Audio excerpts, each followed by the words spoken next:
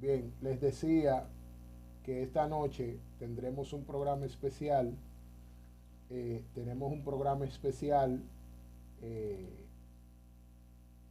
donde abriremos los micrófonos para ustedes, para que realicen cualquier pregunta o participen con alguna opinión, participen con alguna opinión que ustedes tengan, un caso puntual, y que dividamos entre todos lo que es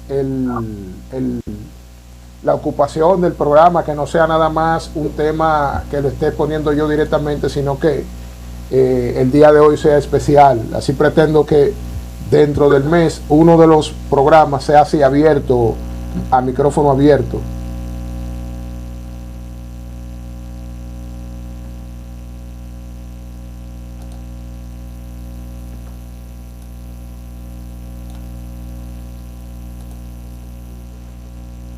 ¿Se me está escuchando? José, buenas noches. Sí. Buenas noches, maestro. Sí, completamente. Bien, excelente.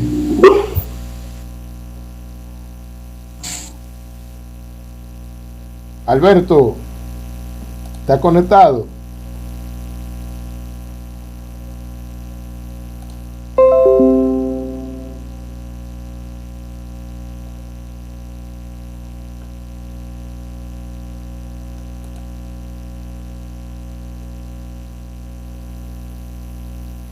Excelente, Alberto está entrando.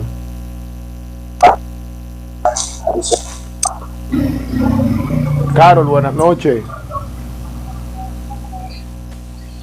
Sí, maestro, estamos por aquí. Buenas noches, maestro. Excelente. Señores, vamos a ver, tenemos qué tema tienen ustedes para hoy. Vamos a hacer un programa diferente, de micrófono abierto, de opiniones, temas, situaciones de lo que están aconteciendo en la palestra pública, en nuestro diario vivir.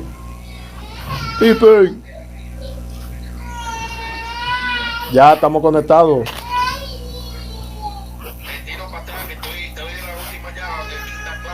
Ah, ok, verdad que tiene clase hoy, está bien. Entonces, señores, muy bien. Voy a poner entonces un plato sobre la mesa para que trabajemos ese tema y lo visualicemos o analicemos a la luz del derecho, como es el tema principal de este programa. Tenemos el caso del señor, buscarlo por aquí, del señor Alexander Ramón Peña Enríquez, que fue la persona que salió en un video en las redes sociales, subido por una dama, donde se escuchaba a esa persona,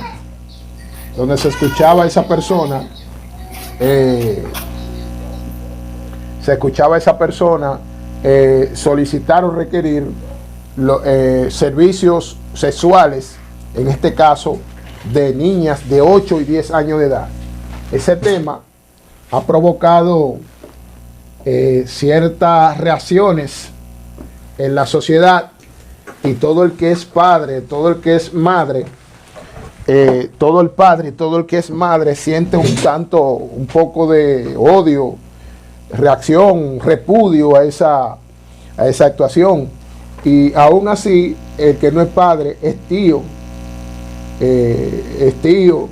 es compadre, es padrino de un niño, o en sus alrededores crecen y se desarrollan esas personas en desarrollo, como se llama, como la ley lo refiere a los niños, niñas y adolescentes. Nosotros en una ocasión anterior estuvimos hablando sobre los derechos de los NNA, y el principal, uno de los que nos referíamos, era el derecho a la protección de su imagen. Pero también hablan otros derechos, como el NNA es un ente de derecho, también les asisten los derechos fundamentales que se encuentran establecidos en la Constitución, y que también responden a protección de tratados internacionales de derechos humanos, de las cuales República Dominicana es signataria, y por lo tanto dentro de la Constitución, artículo 26 en adelante, habla que la República Dominicana acepta el ordenamiento internacional. Todo esto a través de un procedimiento que interviene el Congreso para ratificar esos tratados y tener validez. Inclusive muchos resultados, muchos detalles de esos tratados internacionales están ya incluidos dentro del ordenamiento jurídico penal y procesal penal de nuestro país en lo que respecta a lo penal, y así en las siguientes enfoques del derecho, ramas del derecho que interviene ahí en todo el ordenamiento. Entonces, en ese sentido, nosotros tenemos ese caso ahora sobre la mesa. A mí me gustaría escucharlos a ustedes opinando, y cualquier intervención mía haciendo una explicación más ampliada la estaremos haciendo, pero me gustaría escucharlos a ustedes con sus propuestas, sus opiniones. Abran los micrófonos.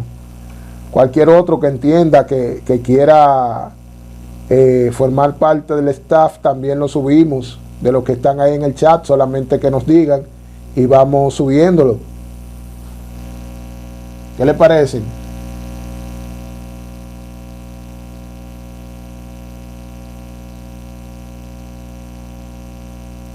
¿Alguna opinión?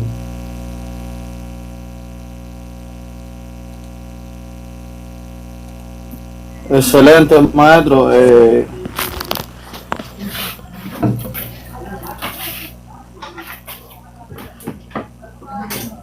hablaba desarrolladamente un tema de la protección de los niños y NNA anterior, como lo que usted estaba hablando. Sí. Fue muy interesante. Sí. Sobre este caso en particular, hay mucho que opinar, hay mucho que hablar, hay mucho que revisar.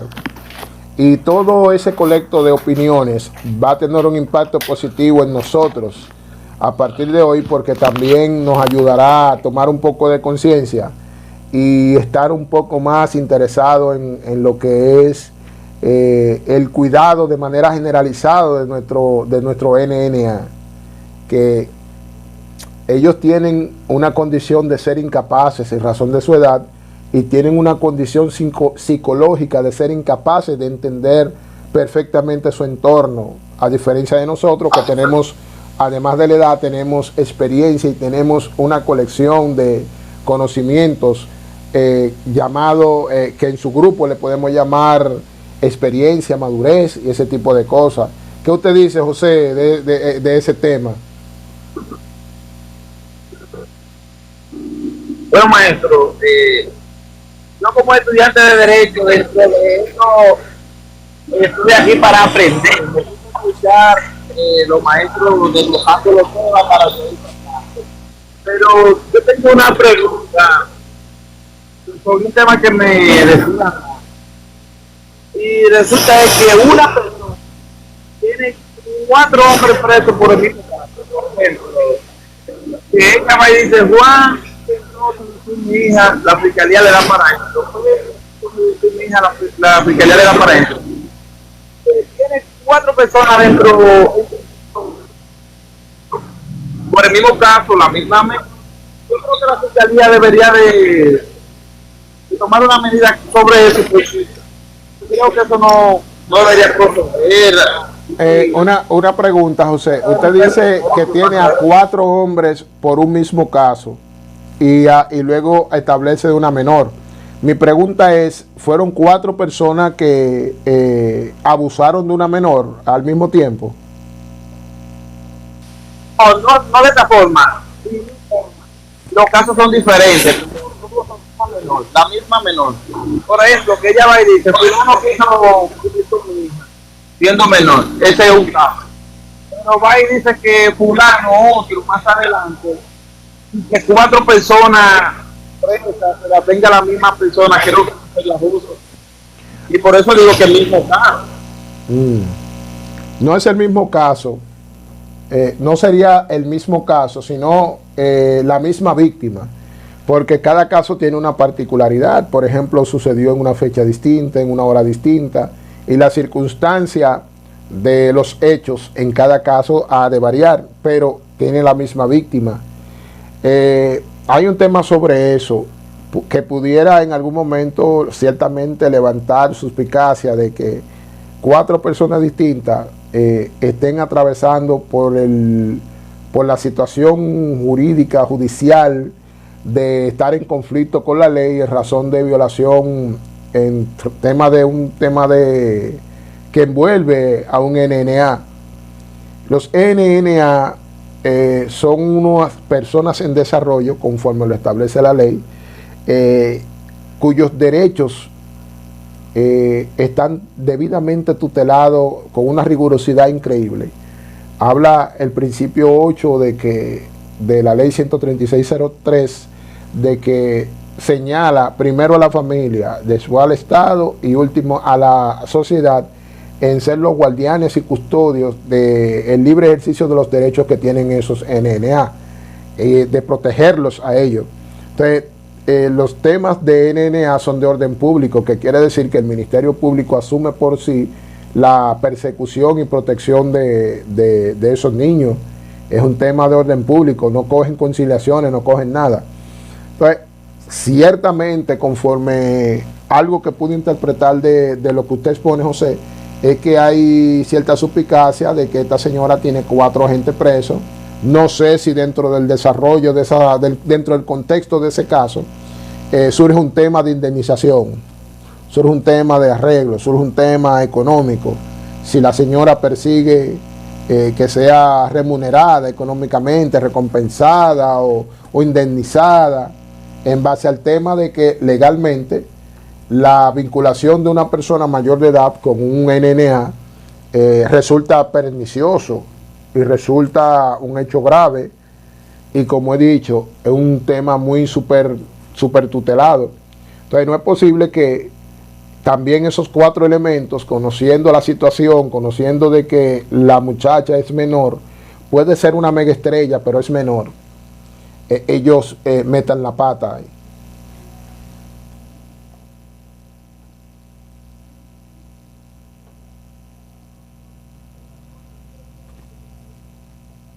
¿Qué dice Roseli? Hola maestro, buenas noches. Buenas noches, licenciada Carolyn. Maestro, yo quiero saber si la señora lo grabó y se hizo viral el caso por esa grabación, si podrían recaer sobre ella algún tipo de responsabilidad. Claro que sí, claro que sí. Porque interrogada. Claro que sí, claro que sí. Estamos ante un hecho gravoso, pero a este caso todavía está muy nuevo. Este caso todavía está muy verde, por así decirlo, está muy nuevo. Le hacen falta una serie de acontecimientos que deben de producirse para que el Ministerio Público pueda tener algo con consistencia. Realmente, siendo objetivo, incurriendo en el delito de proxenetismo, lo que antes se le conocía como lo chulo.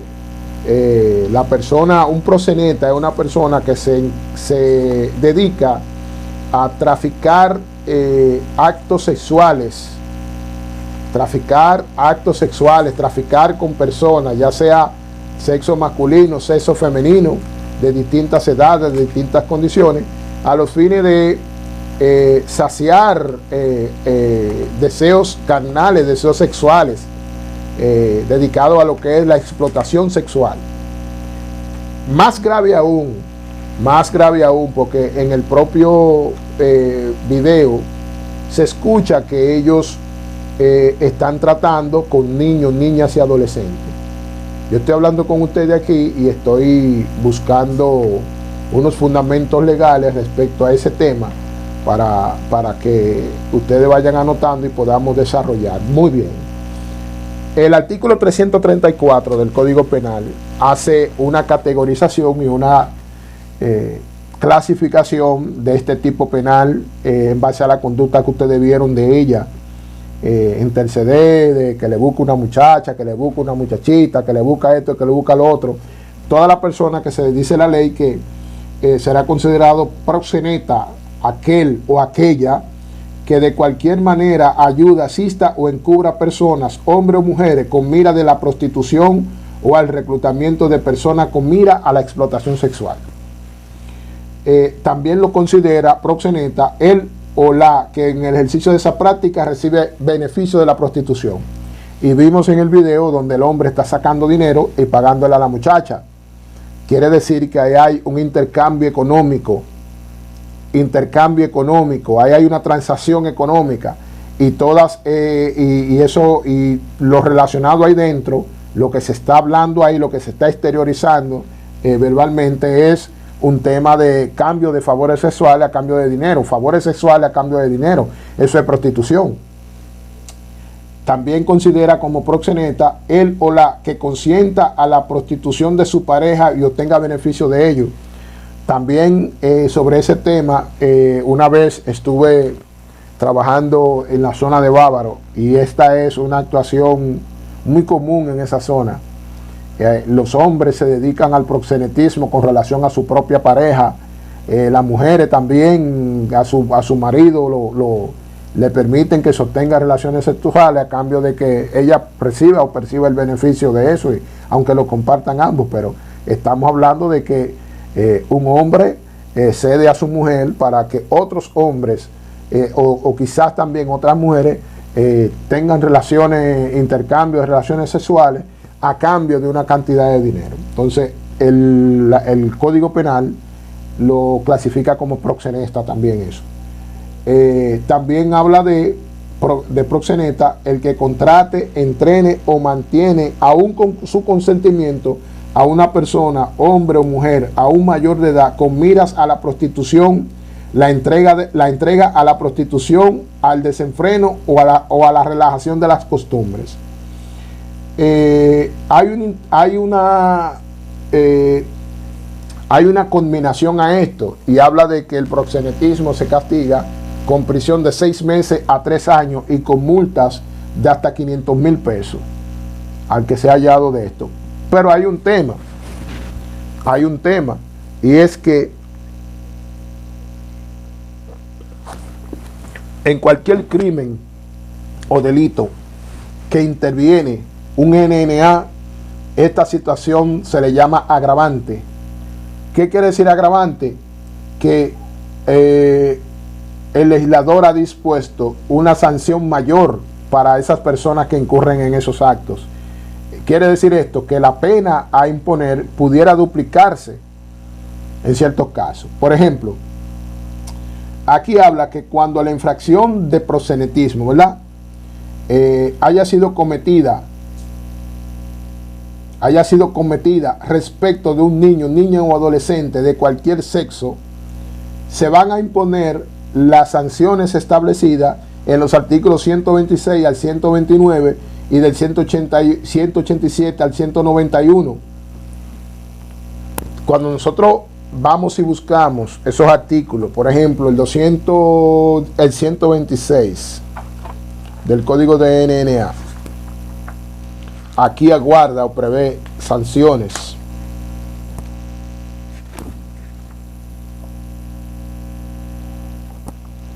Por ejemplo, el 396, que es uno de los más interesantes que podemos mencionar aquí, y que tenemos ahí un caso, hay ejemplo, un caso que aconteció hace pocos meses. Habla aquí de lo que es el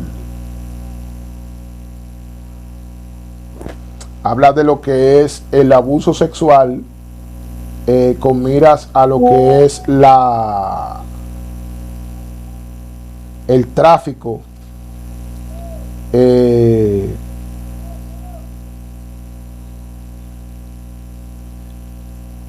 habla del tema de como la prostitución comercial, algo así como ¿Ustedes se recuerdan el caso de Wander Franco y de la madre de la menor? La madre de la menor. ¿Ustedes se recuerdan de eso?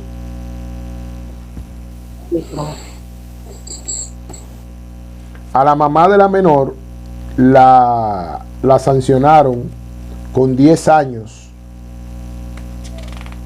La sancionaron con 10 años porque ella incurrió en la violación. Por ejemplo,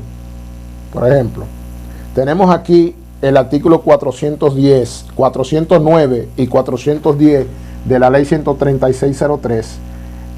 Nos estamos refiriendo a la participación de la mujer, la que sale en el video, la que sale diciendo, hablando con ella, con el hombre pidiéndole de 8, de 10 años, y ella poniéndose de acuerdo para poder, de intermediaria, para ella conseguir esas niñas, incurriendo ella entonces en el delito, en el crimen de proxenetismo. Pero como le había dicho, que cuando se involucra un NNA, estamos hablando que el 58 de la ley 13603 hace una categorización de los NNA de 13, desde el nacimiento hasta los 13 es una niña, es un niño o niña, y desde los 13 en adelante hasta los 17 y 11 meses, hasta llegado a los 18 años, ya se trata de un adolescente. Estaríamos entonces estableciendo que las niñas que ellos hacen alusión, las personas en desarrollo que ellos hacen alusión, caen entonces dentro de la consideración de ser niñas. ¿Qué dice aquí? La comercialización de NNA. Las personas o entidades que comercialicen con NNA serán castigados con penas de 20 a 30 años de reclusión y con multas de hasta 150 salarios mínimos. Estaríamos hablando de casi 200,000 pesos de multas. Multa no es fianza. Multa es una sanción pecuniaria. Es una sanción impuesta. Es económica, pero no es una fianza. Ya es el pago para indemnizar a la sociedad por el daño que se cometió. Todo esto sin perjuicio a que la persona, la madre, los familiares constituidos en querellante y actor civil persigan un resarcimiento económico a través de la ley, el cual va a ser dictaminado por un juez. ¿Qué hay sobre el delito de la explotación sexual comercial de niños, niñas y adolescentes, al cual le estaba haciendo alusión y estaba buscando el artículo para hablarle con fundamento? Dentro de la misma ley 13603 vemos el artículo 410 que habla sobre la explotación sexual comercial. Si nosotros podemos observar en el video, estamos hablando de una persona que tiene, vamos a decir que tiene un estilo de empresa informal instalada, donde ella puede tener un amplio repertorio de recursos humanos. Como ella dice, sí, yo te la consigo, de 8, de 10, sí, yo te la consigo. Quiere decir que ella tiene un amplio repertorio de recursos humanos donde ella la puede ir a buscar, donde ella puede ir a sonsacarla, donde ella puede ir y encontrar esos requerimientos que hace esa persona. En este sentido, la ley prevé una sanción para ella de 3 a 10 años al que se dedique a la explotación sexual comercial, y de hasta 30 salarios mínimos. Inclusive hasta por fotografiar o filmar un niño, niña y adolescente, también hay sanción para ellos. Lo que pasa es que aquí incurrimos en hacer una serie de actividades y acciones y no tomamos en cuenta los lineamientos de la ley. Ahora, ¿qué usted me dice? Raideli Lorenzo está por ahí conectada, escuchando. Pero yo estoy desde el principio, ahora que tú me estás viendo. No, yo sé que tú estás ahí, pero yo no quería hacer señalamiento directo, pero me gustaría escuchar una opinión tuya respecto a ese caso, una aportación tuya. Aquí estamos nosotros para enriquecernos de conocimiento.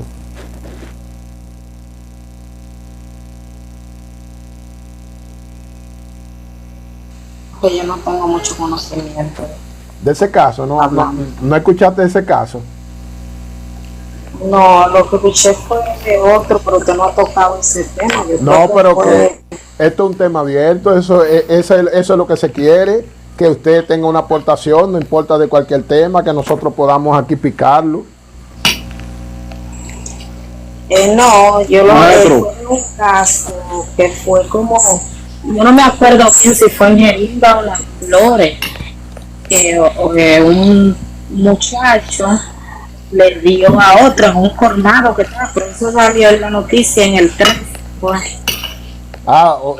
Como en un billar le dio unos golpes. no, porque él él lo mató, profe. Ese no fue ese. Ese fue como en Jeringa. En Jeringa. No supe cuál fue ese caso, ¿no? Sí, ahora es que le pasó el lunes, porque la mamá del puerto vive cerca de por mi casa. ¿Y cuándo fue ese caso? Ese fue el viernes. No me di cuenta. Sí, ya le están pasando medida del lunes.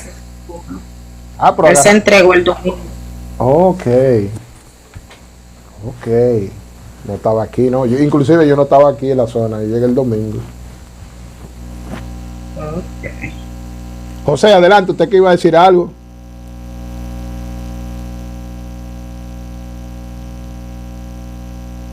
Profesor, regresando un poquito atrás sobre el tema que yo estaba hablando, y ya que usted cae de Walter Franco y la madre de la menor, es más o menos algo así que yo digo que la fiscalía debería de hacer, como investigar a ver si esos casos están ocurriendo justamente, o si la mamá de la menor en busca de alguna indemnización.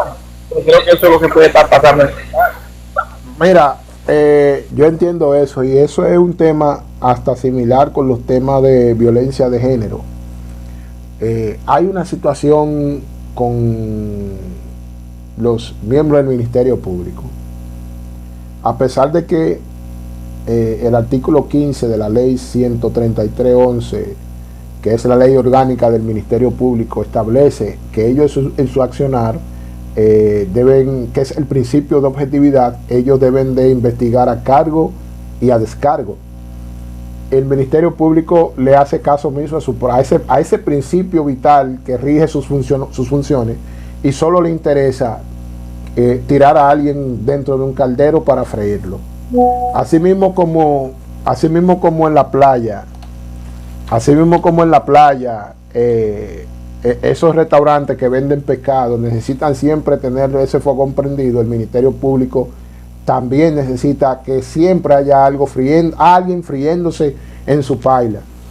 Se supone que si hay ocurrió un hecho, ellos van a hacer un levantamiento, van a hacer una investigación y van a determinar si ciertamente existen elementos que vinculen a esa persona con los hechos, conforme habla el artículo 227 del Código Procesal Penal relacionado a la procedencia de la medida de coerción.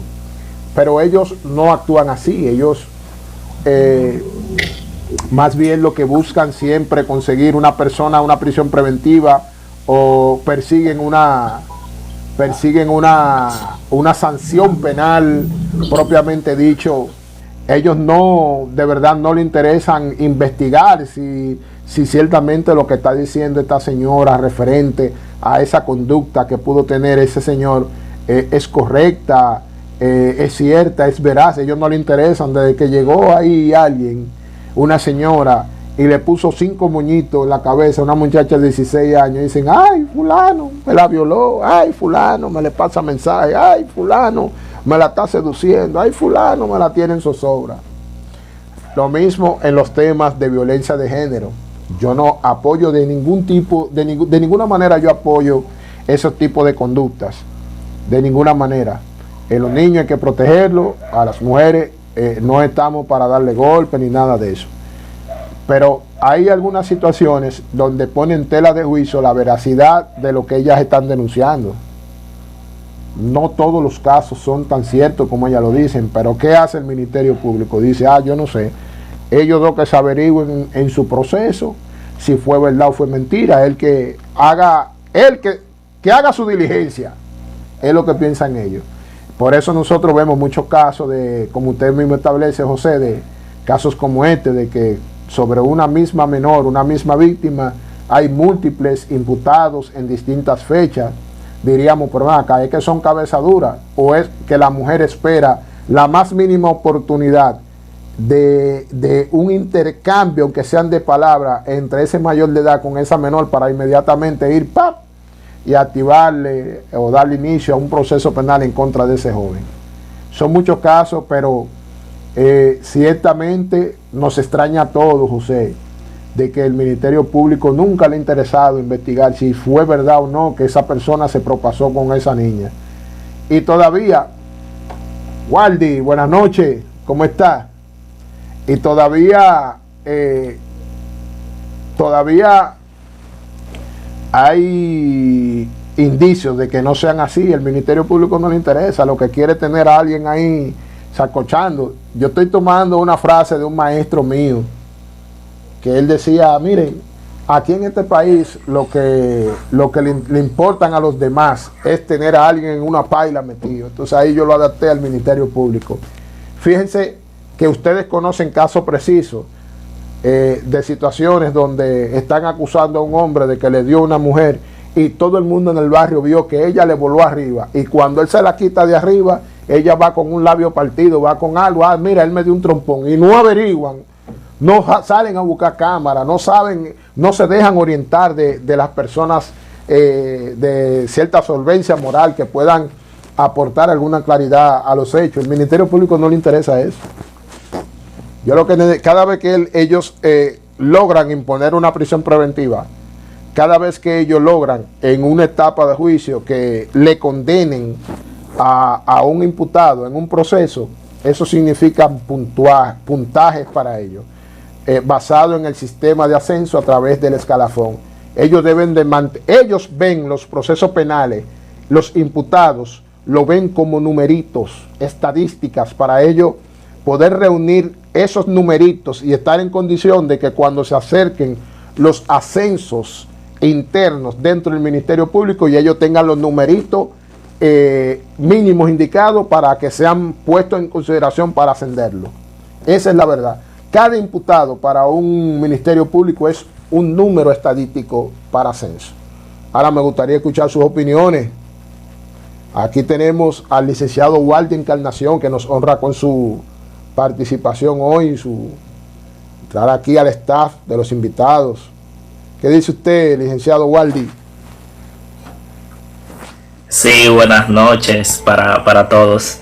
A pesar de que me uní un poquito tarde a la conversación, concuerdo con su criterio. Eso tiene muchísimo que ver con la manera en que son evaluados y considerados para ascenso los agentes o los actores del Ministerio Público, porque ciertamente es en consideración a la cantidad de victorias, no necesariamente de victoria de la justicia, que debería ser el fin último de esos agentes, sino las victorias en contra de la parte adversa en el proceso, sin importar cuál sea la realidad de los hechos.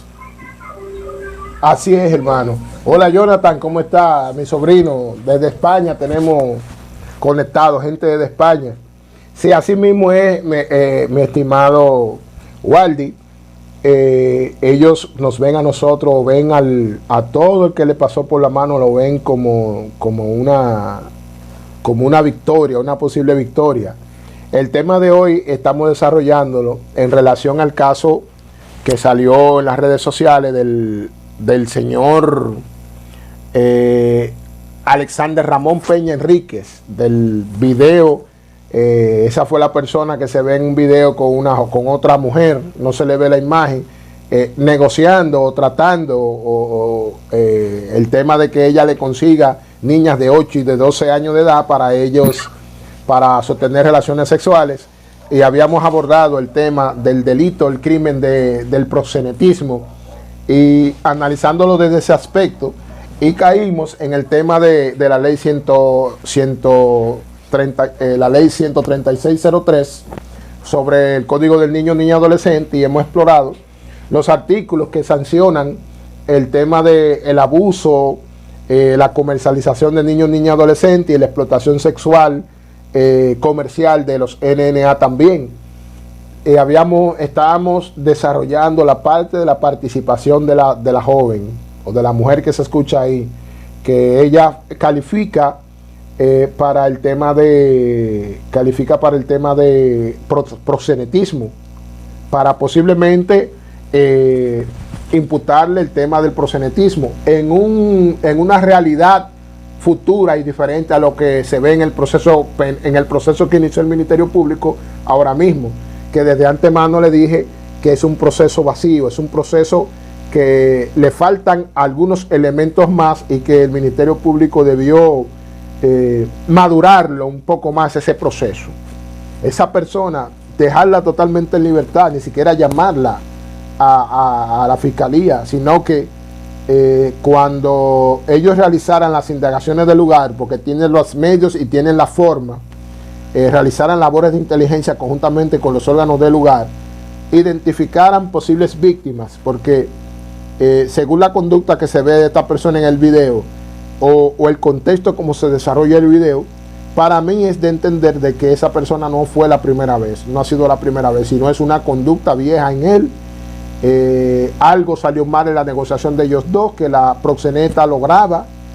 Quiere decir que ha habido actuaciones anteriores de ellos dos, han habido negociaciones anteriores de ellos dos y algo ha pasado con anterioridad. En ese sentido, es posible que dentro de ese entorno geográfico donde se da la grabación y donde se da las manifestaciones de esta persona, hayan víctimas que estén por ahí, y cuando se tratan de hechos de esta naturaleza, de abuso sexual de mayores de edad contra niñas, porque se encuentran dentro del rango de niñas, ella habló de 8 a 12, pudo haber también adolescentes. Cuando se habla de este tipo de hechos, la gente se mete en vergüenza y llega un momento dentro de ese mal momento, explota, hay algo que los hace explotar y entonces van y se acuden a las autoridades. Nadie quisiera publicar los datos de sus hijos, nadie quiere meter a un hijo suyo a las redes sociales o a los periódicos o a los datos de público conocimiento, y se quedan callados, no quieren acudir a denunciar. Eso en criminología se conoce como cifras negras. Criminología, las cifras negras son todos aquellos hechos, delitos, hechos ilícitos, actos ilícitos que no llegan a conocimiento de las autoridades. Por lo tanto, no son judicializados, no son penados, y en relación a esto, entonces se quedan sin informar. Ese es el contexto del tema que introduje esta noche. Y hubo una pregunta de una participante que justamente se enfocaba en eso, que si había algún tipo de sanción penal para la mujer que estaba proponiendo eso, y ahí se desarrolla todo el contexto del tema del crimen del proxenetismo y de las sanciones que se involucra con esto. Pero ¿y qué hay del que estaba solicitando esas niñas en favores sexuales? Buenas noches, Yowanda, ¿qué tal?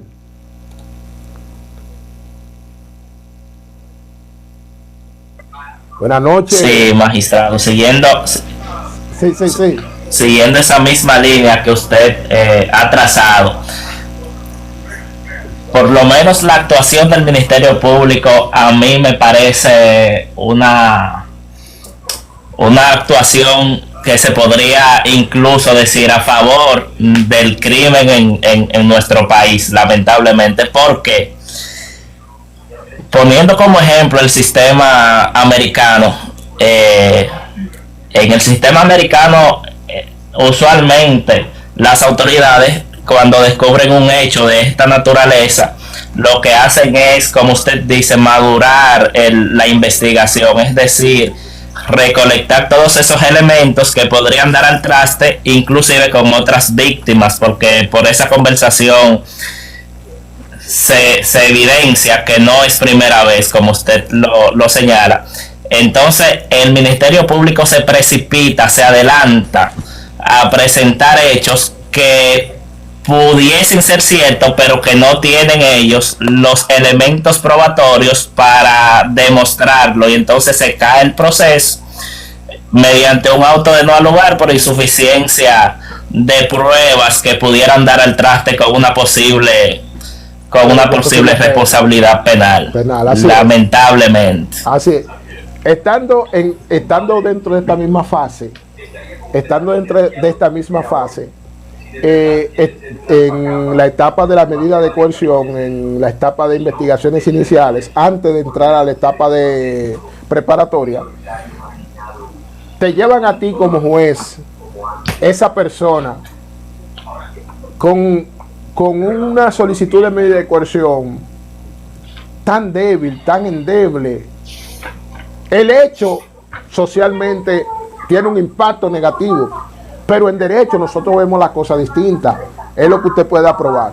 ¿Qué dice el 227? Habla de elementos, una presunción razonable del peligro de fuga, una recolección de elementos que hayan de presumir razonablemente que la persona es autor o cómplice de un hecho, elementos probatorios. Y ahora vamos a analizar qué elemento tiene el Ministerio Público para tratar de, por lo menos, fundamentar una solicitud de medida de coerción. Yo veo más bien que esto es un acto de torpeza del Ministerio Público y de apresuramiento. Es un buen caso que tiene en la mano. Necesita como se habla del derecho, necesita de ciertas estrategias, necesita de un arte de investigar, de recolectar evidencia, porque ellos saben hacerlo. Pero entonces, ¿y por qué este apresuramiento? Si del otro lado de la calle pudieran ellos ser sancionados, o sea, se pudiera sancionar el proceso,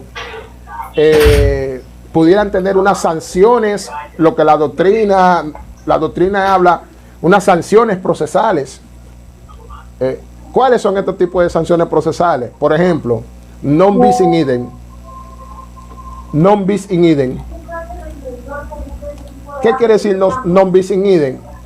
Que esa persona no pueda ser sancionada nuevamente por este mismo hecho. Indubio pro reo. La duda favorece al reo. Si desde la propia solicitud de medida de coerción, vamos a decir, el juez de la atención permanente dice que no existen elementos suficientes para sostener razonablemente que esa persona haya cometido un delito, y lo ponen en libertad pura y simple, ahí aplica la sanción non bis in idem, y también puede aplicar indubio pro reo. Derecho es así. Tenemos aquí al colega Sergio Guerrero. Buenas noches, Sergio, que vi que te conectaste ahí en el calor. Se me pasó saludarte, darte la bienvenida. Derecho para no abogados. ¿Qué tú dices de hermano? ese? Buenas noches. Buenas noches. Bueno, de lo poco que pude escuchar, y estuve escuchando al colega hablar muy cercano su exposición con relación a la manera de cómo se maneja el Ministerio Público. Y todo lo que estamos trabajando en el ámbito legal, sabemos que lamentablemente el Ministerio Público aquí siempre se apresura a tomar decisiones muchas veces erróneas. ¿Por qué? Porque aquí no se culmina el proceso de investigación. Aquí primeramente se emite una orden de arresto y ya usted sabe que automáticamente una persona es arrestada comienza a correr el tiempo del Ministerio Público para investigar. Correcto. Así es. Entonces yo pienso que deben de hacerlo de una manera diferente. Abrir una investigación, como se hace en países desarrollados.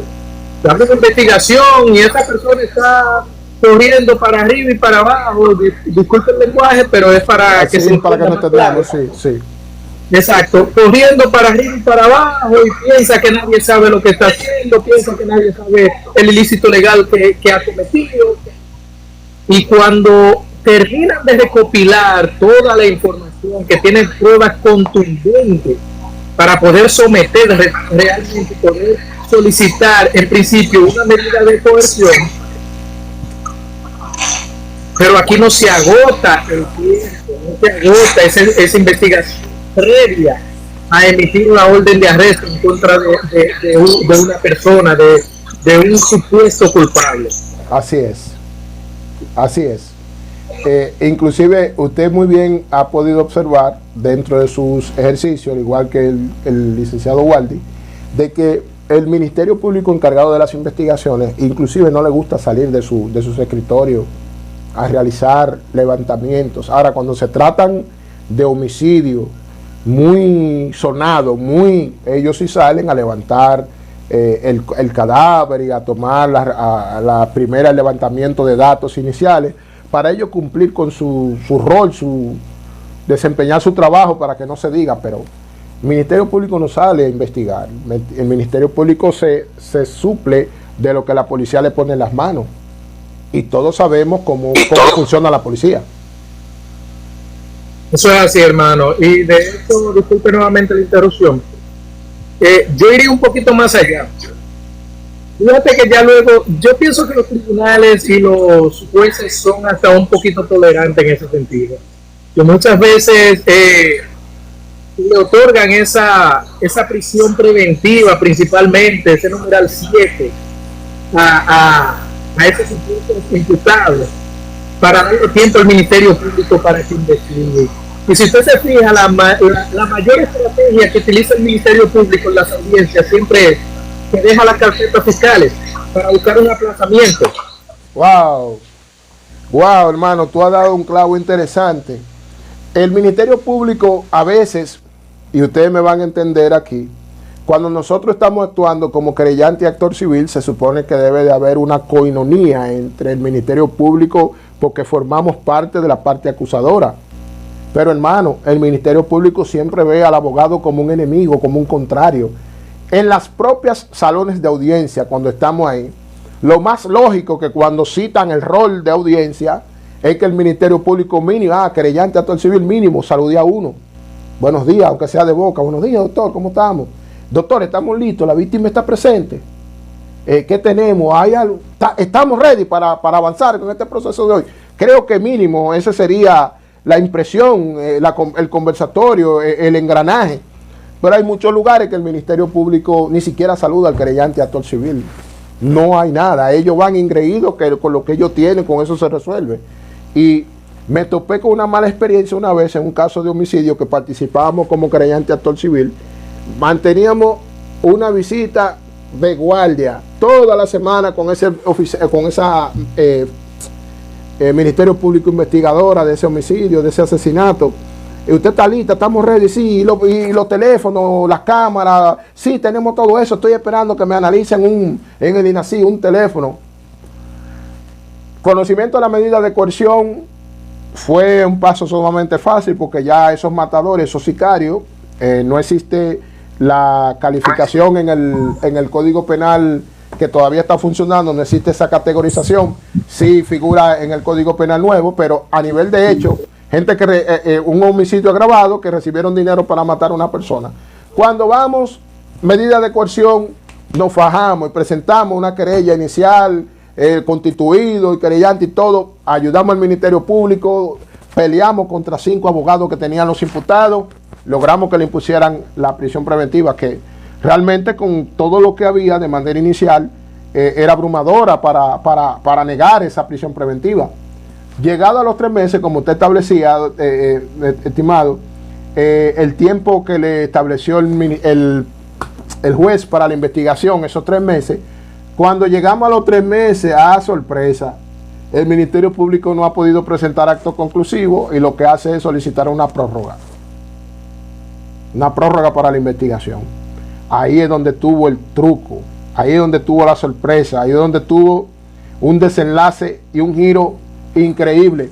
A pesar de que como querellante actor civil estuvimos actuando, estuvimos haciendo lo posible que fuera dentro de nuestras manos, la verdadera presión y el verdadera acción fuerte que la realiza es el Ministerio Público ante el juez. Aunque nosotros brinquemos, pataleemos, el Ministerio Público es que ejerce una acción imponente, una acción de peso real. Usted está solicitándome aquí una prórroga de 2 meses más para concluir la investigación. Los imputados se encuentran guardando prisión. Le voy a decir una cosa, Ministerio Público, es criterio de este tribunal de que cuando surgen estas solicitudes nosotros le concedamos. Usted solicitó 2 meses, yo le voy a conceder 1 mes, pero nosotros vamos a variar la medida de coerción que pesan sobre los 2 imputados. El tribunal falla, honorables, va a fallar el tribunal ya. ¡Pam! Y pusieron a los 2 sicarios en libertad con una garantía económica. ¿Cuál era lo que quiso fundamentar esa fiscal? Que ella todavía no había mandado a solicitar la necropsia. Estamos ya ante una solicitud de variación de medida de coerción obligatoria, la que le correspondía. Ni siquiera lo habían solicitado los abogados defensores. Y ese Ministerio Público, ahí pasamos una vergüenza del diablo ese día. 2 asesinos agarrados con un caso cómodo, con la misma arma que estaban atracando. Esa misma arma asesinaron a la persona, no de hecho, sino que los experticias periciales, llámese la prueba de balística y los levantamientos de los casquillos. Ahí conocí que hay una prueba de balística doble.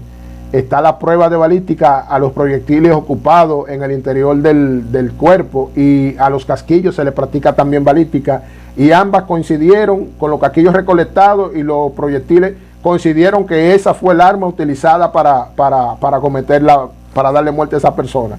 La ocuparon en manos del mismo tirador, porque los videos ahí lo señalan él con el arma en la mano disparándole.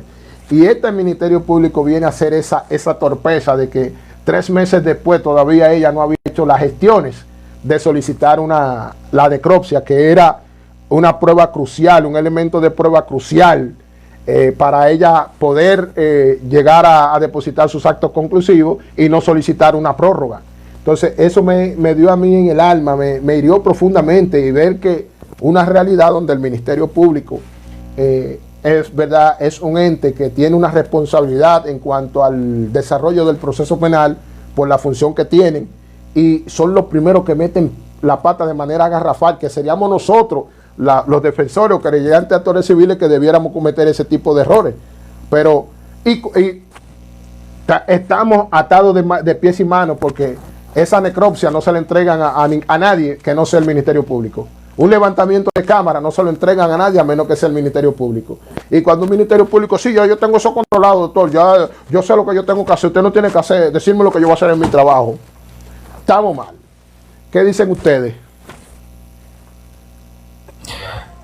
Eso es totalmente así. Fíjese, distinguido, que el Código Procesal Penal en los articulados que le da la posibilidad al querellante y actor civil de intervenir en la investigación, sí, lo que hace es señalar que el actor y querellante lo que tiene es la facultad de sugerir diligencia, sí, no de realizar la motus propia. O sea, que el Ministerio Público indudablemente es quien tiene primero la facultad y segundo la credibilidad o la fortaleza, como usted señala, ante el tribunal para la realización de ese tipo de actividades. Pero es un Ministerio Público sumamente lento, y en ocasiones, aún siendo lento, ineficaz, porque si fueran lentos y resolvieran, se justificaría por lo menos el retraso, pero son lentos e ineficaces.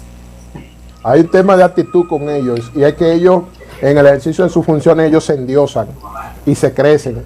Y hay veces que uno se pregunta, ¿será que para ser fiscal no hay que ser abogado? no hay que hacer una licenciatura en Derecho como hacen ellos mismos y como la que hemos realizado y como los que están presentes aquí están en proceso de formación. ¿Será que dentro de los requisitos para usted concursar para Ministerio Público te piden el dossier, el título legalizado? ¿Y ese título de qué será? ¿Será de bombero, de motoconcho, de banquera? Entonces entramos ahí en una serie de debates mentales que uno lo que sale incómodo de ellos. Y en este tipo de actuaciones, como se está viendo de esa persona, mi estimado, estábamos hablando del caso de la persona esta que estaba solicitando favores sexuales, niño, niña. Vamos a ver la parte de él. ¿Qué acusación, o sea, en qué ellos pueden sustentar una medida de coerción en contra de ese señor, en caso de, a esta altura de juego? Ellos lo que están logrando es hacer como el hombre que metieron preso por la niña que supuestamente él desapareció y que abajo de uno del puente de la 27 de que ahí había un saco y que era la niña y resultó ser una osamenta de animales.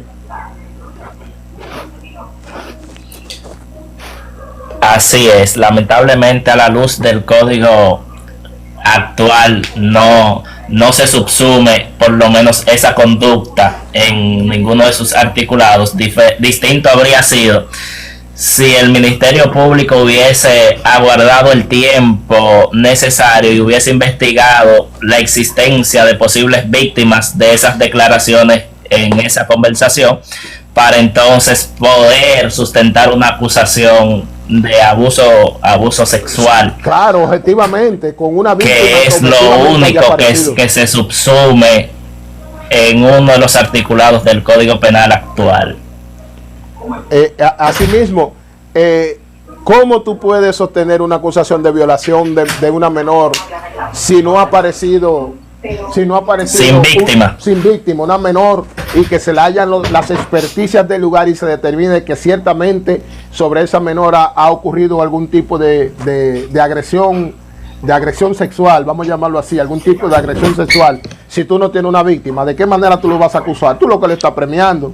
Pero hay un tema, y es la mediatricidad que aborda y la presión que se dejan llevarlo el Ministerio Público, dice, por querer dar una respuesta rápida, donde en el proceso penal nosotros vemos el Código Procesal Penal y en ninguna parte dice que tenemos que dar una respuesta tan rápida. Sí, habla de desarrollar una investigación, 133-11 sobre la ley orgánica del Ministerio Público, el principio quinto que le habla a ellos el artículo 15 que le habla del principio de objetividad, una investigación y reunir elementos a cargo y a descargo. Cuando nosotros vemos dentro de esos escenarios que el Ministerio Público ha tomado la osadía de decir, no, en este caso que usted me está planteando, aquí no se ven elementos que puedan decirnos que él ha cometido un delito, que fue parte de lo que exponía José de un caso donde hay múltiples casos con una misma menores y varias personas que están involucradas en procesos penales porque han chocado contra esa misma menor. 4 personas distintas, en tiempos distintos, circunstancias distintas, una misma víctima y una misma querellante, la mamá de la niña. Algo raro está pasando y peor que el Ministerio Público no investiga. ¿Qué es lo que está pasando? ¿Qué es lo que está pasando? Vamos a salir al barrio. Mire, usted conoce esto, hacer un levantamiento de información. Mire, yo quiero entrevistarla a usted. Desde ahora lo que usted me está diciendo es un tema que va dentro de una etapa secreta, de la fase secreta de la investigación, y yo quiero que usted me hable de qué está pasando. No, esa mujer, ella tiene por norma de que cuando un hombre habla o saluda con su hija, de una vez le pone una querella de que él ha cometido algún tipo de abuso. Entonces tiene la muchachita Lima para que también le diga que sí a ustedes los fiscales. Cosas así para tratar de desmontar ciertas situaciones. Le decía también sobre el tema del caldero y el tema de la estadística que ellos tienen que llevar. El Ministerio Público no le interesa aclarar nada por ellos mismos. Que se aclare en los tribunales, que contrate abogados y él resuelva su problema ahí. Eso es lo que le interesa. Maestro. Adelante. Eso digo yo de que el Ministerio Público actúa, yo voy a decir que por instinto y cuando quiere. Porque yo en un caso un menor que desapareció. A los 8 días aparece muerto. Yo llegué al lugar donde estaba, y tiré fotos, porque no había seguridad todavía cuando llegamos. Y el Ministerio Público dice, no tenemos nada que hacer porque no tiene síntomas de violencia. Pero no puedo investigar porque yo llegué al lugar del hecho, donde está el hecho, puedo ver, presenciar, que el niño tiene los puñaladas en la espalda y en el patio de la casa donde yo estaba, había sangre. Y ella dice que no había nada que hacer porque no tenía síntomas de violencia, aún nosotros teniendo fotos de que el niño, podemos decir así, que fue asesinado. Y le voy a decir algo, mire, ese tipo de conducta de esa fiscal desafía todo el ordenamiento y el debido proceso y todo. Quien tiene que establecer eso es el médico legista que se aproxime al lugar. El médico legista es que va a hacer una revisión de ese cuerpo, es el único que puede tocar ese cuerpo. Y la policía cuando ya el médico legista haga su revisión. Entonces, el médico legista que va a ver, y dentro del acta que levanta, conforme al 139 del Código Procesal Penal, que habla acerca de las diligencias que realizan las diligencias o las actuaciones que realizan los agentes, las diligencias que se asientan en un acta. Ese médico legista hace un levantamiento de ese cadáver, una certificación de defunción, donde él va a poner dentro de ese formulario las posibles causas de esa víctima. Y él mismo va a hacer las recomendaciones de que a ese cuerpo tiene que ser examinado por expertos forenses para determinar ahí cuál fue la real causa de muerte. El primero que tiene que estar orejón ahí es el Ministerio Público y decir, ok, me acordonaron el área, el cuerpo lo está examinando el médico legista, inmediatamente de ahí para patología forense. Policía científica, vamos a hacer levantamiento de evidencias en el lugar, vamos a hacer inspecciones del lugar, vamos a tomar datos de qué pasó, quién lo vio, cómo se encontró. Eso haría de manera diligente un Ministerio Público. Pero ¿qué está aconteciendo? Cada muerto, óigame dónde va este tema, cada muerto, cada muerte, cada caso de homicidio, vamos a llamarlo como es, cada caso de homicidio que ese Ministerio Público atiende o levanta estando en su turno de servicio, es un proceso penal extenso porque es uno de los crímenes más gravosos, el homicidio. Después va el narcotráfico. Ya en el nuevo Código Penal hay otros crímenes todavía más igualmente gravosos, pero ya se les suma una cantidad de trabajo más y ellos llegan a un momento que incurren en cierta debilidad, incurren en cierta dejadez para no asumir la responsabilidad que le corresponde para el desempeño de su trabajo. Cada vez que en su turno de servicio hay un muerto, es un proceso penal extenso que le dura 4 años. Homicidio. Las diligencias de levantamientos, de producciones de pruebas de la manera correcta, conforme al bloque de legalidad. Todo ese tipo de situaciones nosotros lo vemos ahí. Y por eso vemos falla en el sistema. Vemos familias que están inconformes. Vemos familiares que están haciendo piquete, están levantando pancartas, van a la prensa, se quejan. Pero hay un principio en el Código Procesal Penal que habla de la participación ciudadana. Ese principio le da la oportunidad a esas personas para que ellos puedan perseguir o darle seguimiento a las situaciones, a los casos, ser informado. El artículo 6, participación ciudadana en el Código Procesal Penal. Entonces tenemos un caso flojo, en resumen, tenemos un caso flojo. La Constitución y las leyes son claras de que una persona no puede ser sometida o no puede ser investigado, sometido, sancionado, es lo que establece 2 veces por un mismo hecho. La duda favorece al reo, indubio pro reo, y es por eso que vemos que los casos se caen. Casos se caen en los tribunales.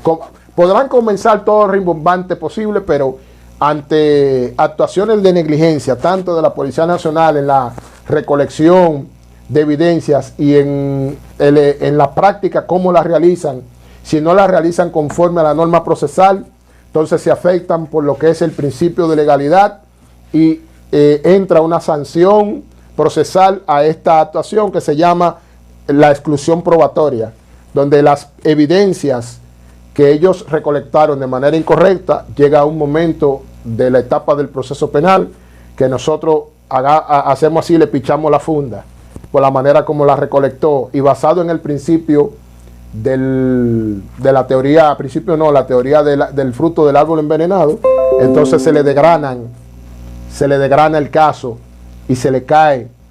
Tenemos evidencia de eso. Entonces, señores, yo creo que está bueno dejarlo hasta hoy. Ya nos pasamos con 10 minutos, pero estuvo bien caliente el programa hoy en el análisis al temas ahí. Vuelvo y le digo, estamos a su disposición en este proyecto. Tendríamos ocasión para el próximo jueves. Para el próximo jueves 6 de noviembre, con otro tema.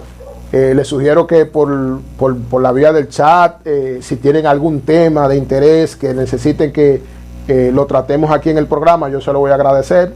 Tienen la confianza de que me lo escriban y buscamos preparar bien este tema para que todos lo desarrollemos. Entonces, que pasen feliz resto de la noche, y gracias a los que participaron, gracias a los que están conectados, gracias a los que han escrito en el chat. Gracias a los que están escritos en el chat, y nos vemos entonces el próximo Buenas noches, maestro. Buenas noches. Yowanda. Bendiciones. Nos vemos el sábado, Yowanda.